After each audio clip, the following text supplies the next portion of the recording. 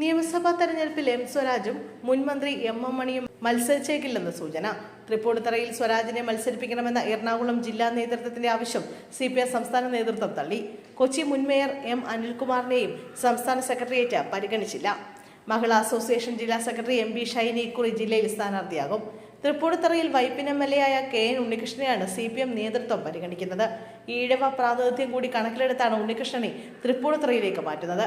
പകരം വൈപ്പിനിലേക്കാണ് advocate MB ഷൈനിയെ പരിഗണിക്കുന്നത്. നിയമസഭാ തെരഞ്ഞെടുപ്പിൽ മത്സരിക്കാനില്ല എന്ന് സ്വരാജ് പാർട്ടി നേതൃത്വത്തെ അറിയിച്ചതായാണ് റിപ്പോർട്ടുകൾ. എറണാകുളത്തും തൃക്കാക്കരയിലും സ്ഥാനാർത്ഥികൾ സംബന്ധിച്ച് വ്യക്തത വന്നിട്ടില്ല.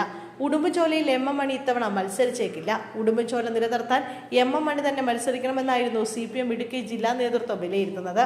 ഇതേ തുടർന്ന് ഉടുമ്പൻചോലയിൽ മണിയുടെ പേരാണ് ജില്ലാ കമ്മിറ്റി CPM നേതൃത്വത്തിന് കൈമാറിയത്. എന്നാൽ മണിക്ക് പകരം ഇടുക്കി മുൻ ജില്ലാ സെക്രട്ടറിയും നിലവിൽ സംസ്ഥാന സെക്രട്ടേറിയറ്റ് അംഗവുമായ KK ജയചന്ദ്രൻ മത്സരിക്കട്ടെ എന്നാണ് സംസ്ഥാന സെക്രട്ടേറിയറ്റിന്റെ നിലപാട്. മുതിർന്ന നേതാക്കളായ ഡോക്ടർ തോമസ് ഐസക്, സെക്രട്ടേറിയറ്റ് അംഗം PK ബിജു എന്നിവരും മത്സരരംഗത്തുണ്ടാകില്ല എന്നാണ് വിവരം. മുൻ മന്ത്രി KK ശൈലജയുടെ സ്ഥാനാർത്ഥിത്വത്തിൽ സെക്രട്ടേറിയറ്റ് യോഗത്തിൽ വലിയ ചർച്ചയുണ്ടായി. എന്തുകൊണ്ട് തഴയുന്നുവെന്ന് ശൈലജ ചോദിച്ചു.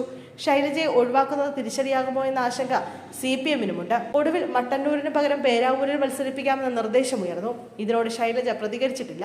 നാളെയും മറ്റന്നാളുമായി ചേരുന്ന CPM നേതൃയോഗങ്ങളിൽ സ്ഥാനാർത്ഥി പട്ടികയിൽ അന്തിമ രൂപമാകും.